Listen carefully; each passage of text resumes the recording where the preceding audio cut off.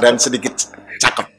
sedikit Sedikit cakep aja. Puasa itu hanya orang-orang yang beriman. Oke. Eksklusif ya. Eksklusif. Menurut saya definisi lain dari takwa itu adalah disiplin. Bisa jadi itu dalam bentuk kultum, atau mungkin kutil, atau mungkin kuku-kuku yang lainnya gitu kan. Adalah bagaimana kita membangun masyarakat marhamah. Kita memandang orang lain lebih enak. Sementara kita penuh dengan derita. Dan aku ini manusia, bukan Tuhan. Ya. Moal abus ka surga mana? Betul.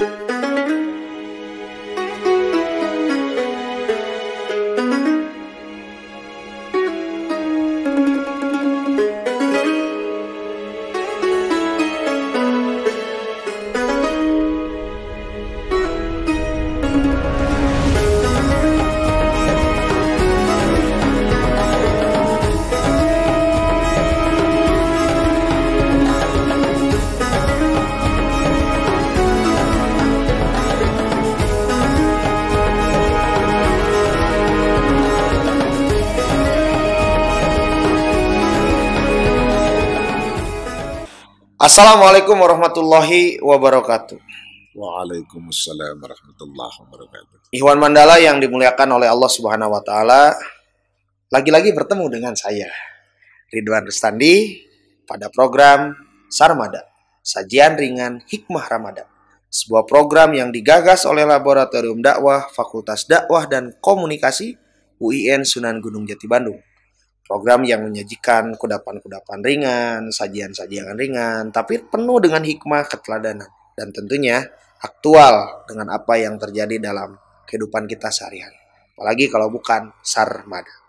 Nah, Iwan Mandala yang dimuliakan oleh Allah, tentunya saya tidak sendiri. Kita sudah kedatangan seorang narasumber yang sangat luar biasa, memiliki keahlian pada bidangnya. Beliau hari ini diamanahi juga sebagai Wakil Dekan 1 Bidang Akademik di Fakultas Dakwah dan Komunikasi UIN Sunan Gunung Jati Bandung. Selain itu, beliau juga produktif berdakwah. Dakwah bil lisan, dakwah bil qalam, buku-bukunya banyak seputar dakwah dan komunikasi. Siapa lagi kalau bukan Dr. Kiai Haji Enjang AS, MSI, MAG. Assalamualaikum Pak Haji. Waalaikumsalam warahmatullahi wabarakatuh. Saya kalau biar lebih enak bilangnya Pak Wadek aja ya Pak ya. Pak Wadek aja. Mangga kumaha raos. Atau napi bade Pak Kiai. Pak Wadek. Oke. Pak Wadek luar biasa ya, bagaimana? Sehat kabarnya Pak? Alhamdulillah. Detik-detik akhir menjelang Idul Fitri. Idul Fitri yang sudah masuk pada putaran terakhir yang mudah-mudahan sebagaimana dijanjikan kita semua mendapatkan berkah. Amin. Yang nilainya tak terhingga. Betul. Di 10 terakhir itu kan luar biasa ya, pelipat gandaan pahalanya. Sangat. Baik Pak Wadek, kita akan berbicara mengenai begini. Dalam konteks Islam itu kan Ramadan ini bagian dari syariat. Yang di dalamnya ada ibadah, ada syariat-syariat yang kita laksanakan. Ya, syariat ini kan dalam perspektif dakwah itu bagian dari materi atau pesan dakwah. Yeah. Nah, Pak Wadek, dalam pandangan Bapak sebetulnya, kalau kita kaitkan antara momentum Ramadan dengan aktivitas dakwah, itu kan tidak terlepas dari aspek-aspek yang bukan hanya berkaitan dengan ritual saja, tapi juga bersinggungan dengan relasi sosial. Kita seringkali menyaksikan atau mengamati banyak orang yang di bulan Ramadan apalagi yang berbagi terhadap sesama gitu ya, berinfaknya luar biasa dan lain sebagainya begitu. Nah, dalam kerangka dakwah sendiri Pak Wadek, sebetulnya yang disebut dengan aktivitas pemberdayaan masyarakat itu seperti apa sebetulnya? Baik, terima kasih Kang Ridwan, yang ini juga tampilannya mirip-mirip dengan Ridwan Kamil, pakai kacamata, pakai kopiah, agak sedikit gempal dan sedikit cakep. sedikit cakep aja. Memang kita seringkali memaknai Ramadan itu pada tatanan tekstual. Dan pemaknaan-pemaknaan lain yang mungkin lebih substansial itu terabaikan. Semisal, apa sih sebenarnya yang tadi ditanyakan itu? Makna dari Ramadan buat umat Islam, baik itu pada tatanan ibadah mahdoh maupun pada kegiatan-kegiatan ibadah yang termasuk pada ibadah ghair mahdoh. Kalau kita coba memaknai Quran surat 2 ayat 183 kalau nggak salah, di mana di situ ada dua konsep penting sebenarnya selain untuk mengenalkan tentang kewajiban berpuasa itu. Wacana pertama, yang dipanggil untuk melaksanakan kewajiban berpuasa itu hanya orang-orang yang beriman. Eksklusif ya? Eksklusif. Tidak semua orang itu dipanggil untuk melaksanakan kewajiban itu. Karena memang kewajiban itu merupakan salah satu kewajiban yang berat, dan di antara manfaat untuk melaksanakan kewajiban itu membangun orang menjadi manusia-manusia yang disiplin. Kenapa itu di situ begitu berat? Karena jika orang itu tidak beriman, maka dia tidak bisa menyesuaikan, tidak bisa mensinergikan, tidak bisa menselaraskan antara apa yang ada di dalam hatinya dengan apa yang diungkapkannya, terlebih dengan apa yang menjadi perilakunya. Karena menurut Ibnu Taimiyah begini, Kang, yang disebut dengan iman itu tasdiqu bil zinan, wa qaulu bil lisan, wa amalu bil arkan. Jadi tidak bisa kalau menurut kerangka Ibnu Taimiyah orang itu disebut beriman jika hanya memiliki keyakinan saja. Bahkan tidak cukup hanya sampai pada ucapan saja.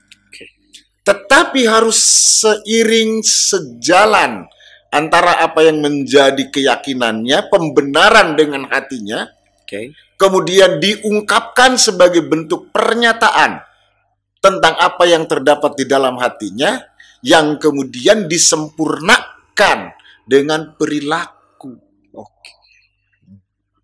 Jadi akan sulit kalau orang yang tidak beriman kemudian dia dipanggil, diseru, yang kemudian diwajibkan melaksanakan salah satu kegiatan yang sangat berat. Nah, kemudian di ujung ayat itu kan la'allakum tattaqun. Orang yang takwa itu dalam definisi lain, menurut saya definisi lain dari takwa itu adalah disiplin. Karena dengan puasa orang bisa berdisiplin. Dia tidak bisa tidak disiplin. Dia tidak bisa menyembunyikan sesuatu yang seharusnya dan kemungkinan bisa dia sembunyikan.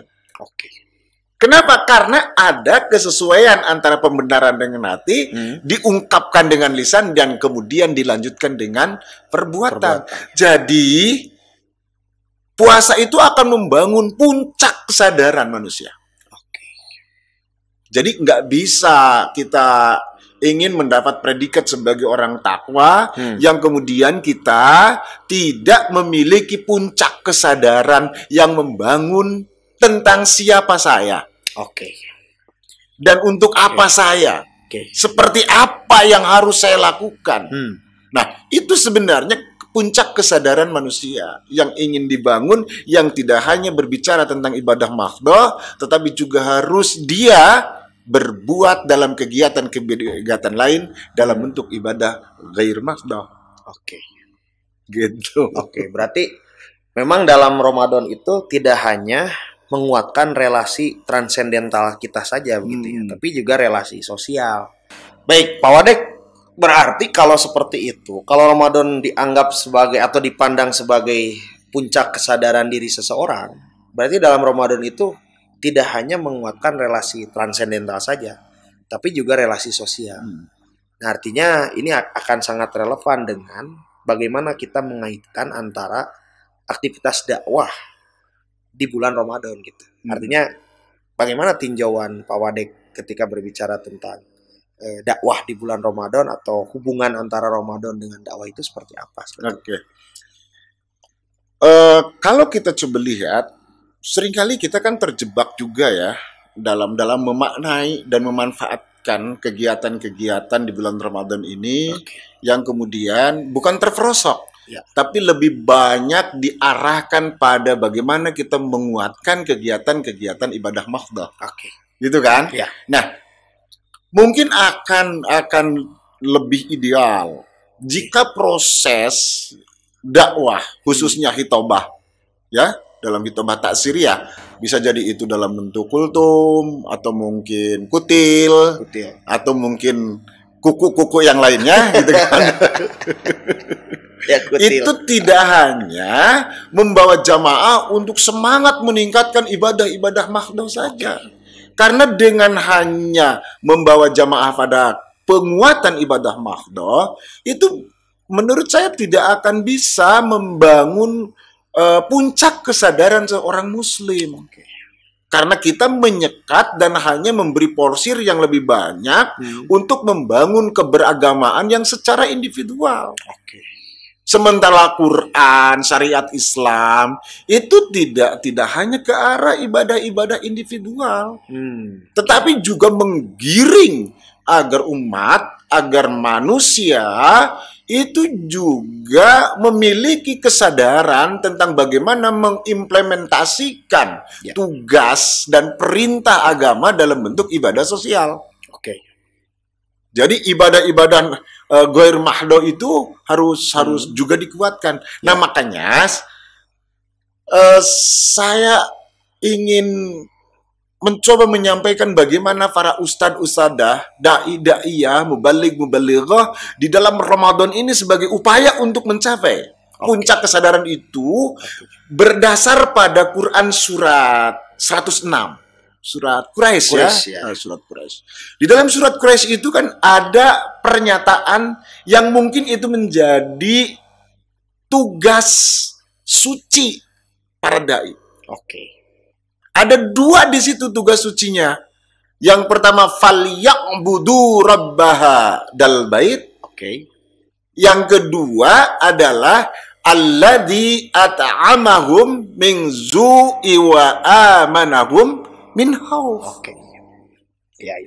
Jadi yang pertama kita bagaimana melakukan penguatan untuk melakukan ibadah-ibadah mahdhah kepada Allah. Falyabudu rabbaha dal bait. Jadi kita harus mencoba melakukan penguatan pada siapa? Pada Rabb yang memiliki al-bait. Gitu kan? Tetapi jangan lupa bagaimana tugas suci yang lain sebagai dai juga menghilangkan atau mengurangi persoalan kelaparan dan juga persoalan ketakutan. Dan ini harus menjadi bagian dari perhatian.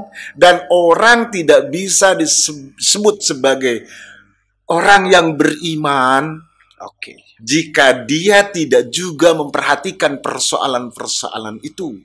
Dan itu disebut juga di dalam ayat yang lain kan? Pada surat yang lain. Bahkan disebut sebagai orang-orang yang mendustakan agama. Jika mereka tidak memperhatikan fakir miskin yang mungkin kelaparan seperti yang dipesankan di dalam surat 106 itu. Begitu Kang Ridwan. Ini penting menurut saya. Jadi memang setelah kita mengajak mad'u, sasaran dakwah kita untuk falyabudu, hanya menyembah kepada Allah, maka selanjutnya harus aktual, artinya kita harus bisa menjawab permasalahan problematika yang konkret yang ada di mad'u kita. Salah satunya berkaitan dengan meminimalisir tingkat kemiskinan, kemudian meminimalisir tadi kelaparan, rasa takut dan lain sebagainya. Nah, Pak Wadek, kalau kita kaitkan atau kita lanjutkan pertanyaannya, sebetulnya ketika kita berbicara Islam, atau lebih spesifik kitab dakwah kita Al-Quran, berbicara tentang kerangka masyarakat sosial yang ideal itu seperti apa sebetulnya dalam tinjauan Al-Quran? Atau kerangkanya harus seperti apa untuk membangun pada saat kita mau berdakwah kemudian agar tidak melulu berbicara mengenai sesuatu yang mahdhah saja, tapi juga tidak luput pada aspek-aspek yang sifatnya Bu Hermado semacam tadi misalkan menjawab problematika sosial. Jadi kerangka masyarakatnya seperti apa sebetulnya? Sebenarnya kalau kita kembali pada doktrin utama Islam ya. Oke.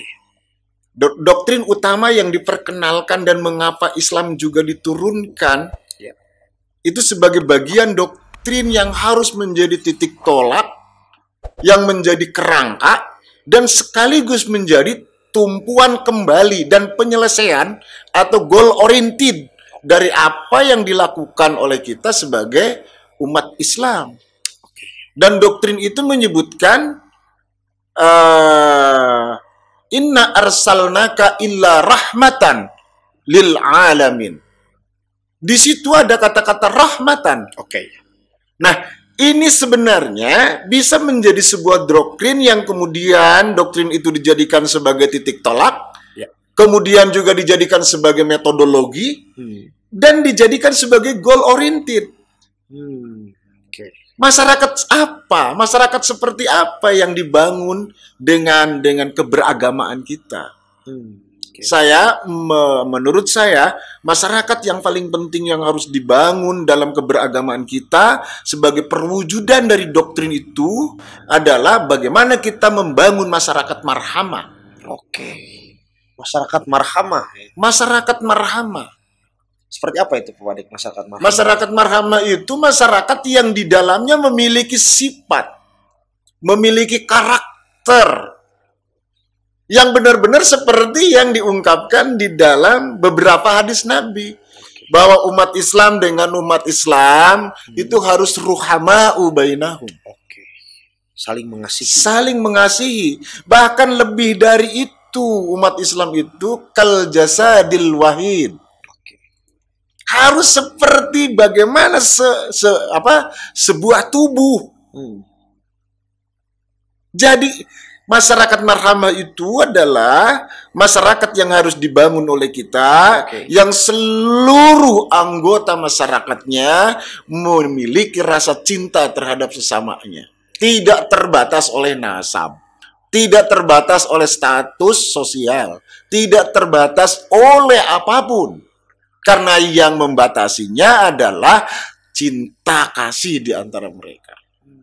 Jadi masyarakat yang dibangun itu adalah masyarakat yang satu dengan yang lainnya saling bergandeng tangan, saling mengasihi, memberi dengan cara kasih sayang, mengusahakan dengan cara kasih sayang, membangun dengan dasar kasih sayang, sehingga antar anggota masyarakat yang ada di dalam anggota masyarakat marhamah itu muncul sebuah ketenangan. Yang digambarkan di dalam Al-Quran itu la haufun walahum yahzanun. Jadi nggak ada takut. Kalau ada di antara saudara kita meninggal, itu tidak harus takut tentang anak dan keluarganya. Masyarakat yang lain akan tetap mempertahankan, menjaga, mengusahakan, mengikhtiarkan agar anak dari saudaranya yang meninggal itu benar-benar menjadi anak dan keluarga yang memiliki kapasitas dan kapabilitas untuk hidup yang lebih layak, yang lebih baik. Karena semuanya didasarkan atas nama cinta. Oke, Ikhwan Mandala, ini luar biasa sekali ya perbincangan kita di sore hari ini. Memang tadi Pak Wadek sudah memberikan satu sajian kepada kita bahwa penting memanfaatkan momentum Ramadan ini sebagai ruang di mana kita melakukan aktivitas dakwah bilhal gitu. Artinya dakwah yang mencapai pada puncak kesadaran diri yang tidak hanya berbicara mengenai aspek ibadah saja, tapi juga memperhatikan terhadap sesama dalam konteks sosial yang tadi disampaikan. Dan Pak Wadek sudah menyampaikan bahwa kalau misalkan kita melakukan hal itu ya kita akan bisa mewujudkan apa yang disebut dengan marhamah. Artinya Pak Wadek, kerangka ideal masyarakat sosial itu masyarakat yang didasarkan pada marhamah tadi, cinta kasih sayang dan lain sebagainya. Tantangan kita nih kalau kita relevansikan dengan kondisi kebangsaan, kenegaraan kita hari ini lah Pak, atau misalkan di lingkungan sosial, kita seringkali mendapati ada perselisihan, konflik dan sebagainya.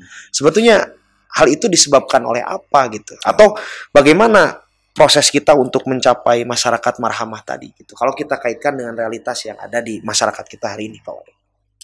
Konflik yang terjadi di antara internal umat Islam atau mungkin konflik yang terjadi dengan eksternal umat Islam, bahkan konflik yang terjadi di antara orang-orang yang dekat dalam kehidupannya, itu sebenarnya dalam asumsi saya itu disebabkan oleh keterjebakan dirinya. Oke. Kita seringkali terjebak oleh persepsi diri kita. Saya merasa paling benar dan orang lain salah. Kita memandang orang lain lebih enak. Sementara kita penuh dengan derita. Kita melihat orang yang lebih berkuasa, mungkin lebih leluasa ketika berharap sesuatu. Padahal belum tentu. Semuanya terjebak oleh persepsi dirinya. Bahkan bukan hanya antar orang yang notabene bukan ahli agama. Sangat mungkin tokoh agama pun antara ustadz satu dengan ustadz lainnya, kiai satu dengan kiai lainnya, antara ajengan dengan ustadz, itu bisa jadi akan terjadi konflik-konflik, terjadi friksi. Kenapa yang seperti itu terjadi? Karena terjebak oleh persepsi dirinya. Persepsi itu kemudian menjadi perspektifnya, sehingga persepsi dirinya dijadikan sebagai alat untuk mengukur dan menilai tentang fenomena dan tentang berbagai persoalan yang ada di dalam lingkup kehidupannya, hatta sampai pada persoalan agama. Nah, ini yang agak berat, Kang Ridwan. Betul. Bagaimana kita membangun kesadaran diri bahwa apa yang kita pikirkan belum tentu yang terbaik. Betul. Apa yang kita coba putuskan belum tentu yang paling tepat. Apa yang kita tafsirkan belum tentu maknanya paling relevan. Itu berat. Karena kita terperdaya oleh persepsi diri kita. Padahal perspektif yang digunakan oleh kita itu didasarkan pada persepsi diri kita. Dan persepsi diri kita itu sangat dipengaruhi oleh pengetahuan kita yang terbatas. Oleh pengalaman kita yang terbatas. Oleh keterampilan kita yang terbatas. Bahkan sangat dipengaruhi oleh berbagai kebutuhan yang ada di dalam diri kita.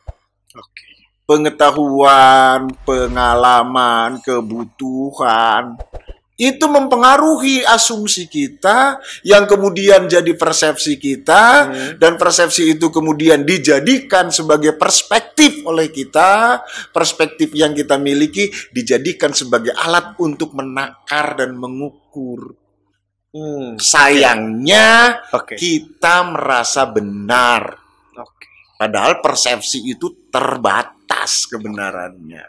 Dan itu yang menyebabkan cinta kasih sayang tadi kadang-kadang tertutupi ya. Betul, Kang Ridwan. Kalau kita tidak memiliki puncak kesadaran sebagai manusia, maka bisa terjebak pada arogansi yang kemudian kita takabur.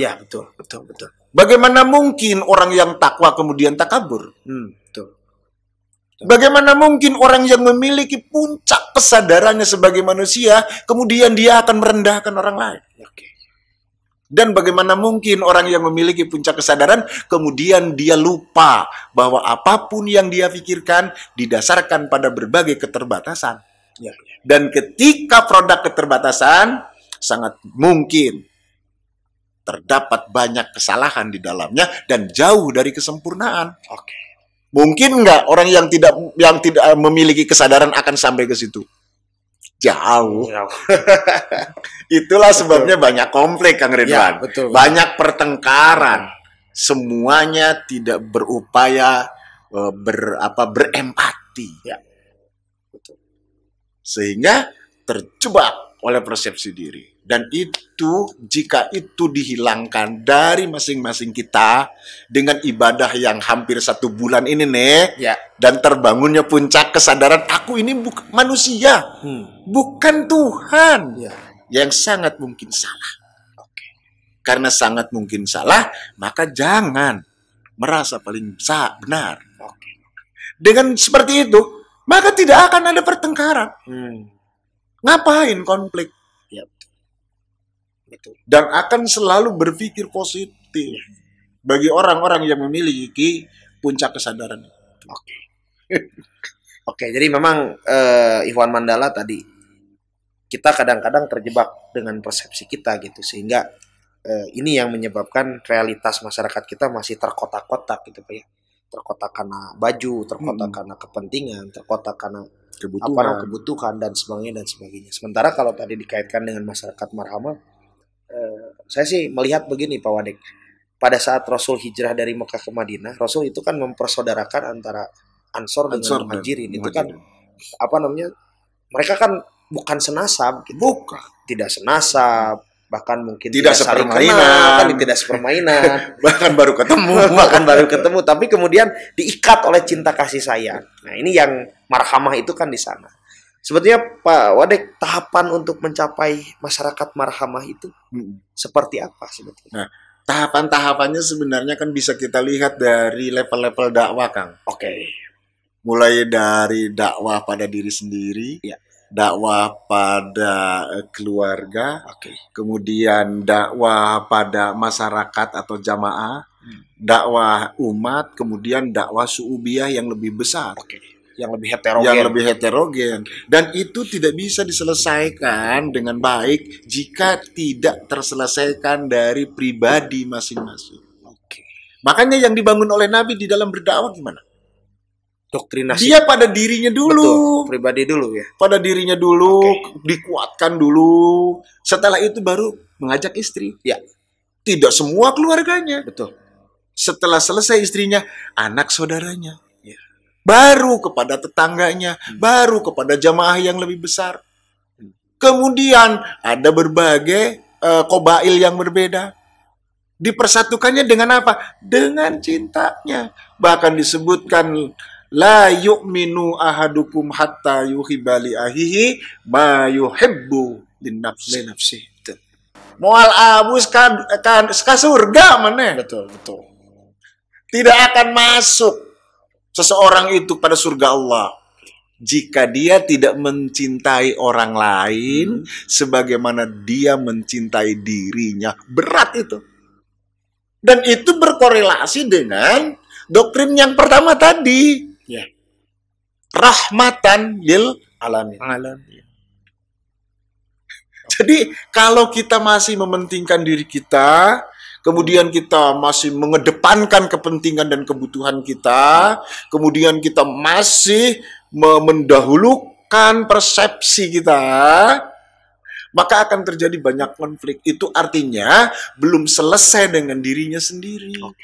Dan jika seseorang di dalam keberagamaannya belum selesai dengan dirinya sendiri, maka saya pikir kita akan sulit mengajak orang untuk mencapai pada kesadaran puncak itu. Sebab nanti dia menyampaikan tidak dengan hati. Menyampaikan dengan berbagai perhitungannya, menyampaikan dengan penuh kalkulasi, hitung-hitungan ya. Hitung-hitungan. Untung ruginya akan selalu dihitung. Berbeda ketika semuanya didasarkan pada cintanya itu. Ya. Semuanya bagi orang yang berkata atas dasar cinta, berbuat atas dasar cinta, maka orang itu akan memberikan dan berupaya selalu memberikan yang terbaik untuk yang lain. Dia tidak akan mengkalkulasi. Betul. Nah, ini menjadi sangat berat, kan? Dan untuk bisa sampai situ mungkin kita juga harus sering melakukan muhasabah. Betulkah aku? Seperti apakah aku? Makanya betul seperti yang sering kali kita manfaatkan di dalam pertemuan-pertemuan untuk membangun masyarakat lebih baik. Kita sering kali menyatakan hasibu qabla an tuhasabu. Ya. Itu artinya kita harus lebih banyak bermuhasabah pada diri. Harusnya hitung-hitungannya dengan diri sendiri. Hitung-hitungannya dengan diri sendiri ketika kita menunjuk orang lain, 4 pada diri kita. Ketika itu hitungan ke orang lain 1, 4 pada diri kita. Ya. Bagaimana kita membangun kesadaran puncak diri kita diawalkan setelah jelas kita menjadi orang-orang yang pandai bersyukur dan selalu berpikir positif, lalu coba kita mengajak bersama pada orang lain tentang bagaimana nikmatnya bersyukur. Nikmatnya memberi dengan cinta. Nikmatnya mengajak dengan cinta. Nikmatnya bersama-sama dalam ikatan cinta. Dan jika itu sudah terbangun, maka akan terwujud masyarakat marhamah itu. Jadi Ikhwan Mandala, selain Ramadan bermuara pada kita menjadi la'alakum tatakun, tapi juga menjadi la'alakum tashkurun. Tidak cukup hanya sekedar menjadi pribadi yang bertakwa, tapi juga harus bersyukur. Syukur itu salah satu ekspresi rasa cinta dan kasih sayang kita. Dan itu salah satu indikator bagaimana kita membangun masyarakat marhamah. Itu yang tadi disampaikan oleh Pak Wadek dengan materi yang beliau sampaikan. Pak Wadek, ini perbincangan sangat menarik, tapi waktu juga yang membatasi kita. Gitu. Tentunya kita sudah mendapatkan satu intisari hikmah yang luar biasa dari apa yang tadi disampaikan oleh Pak Wadek tentang bagaimana aktivitas dakwah kita, Ramadan kita justru bermuara pada cinta kasih sayang. Tidak hanya untuk pribadi sebagai puncak kesadaran, tapi juga dalam konteks membangun masyarakat yang disebut dengan marhamah.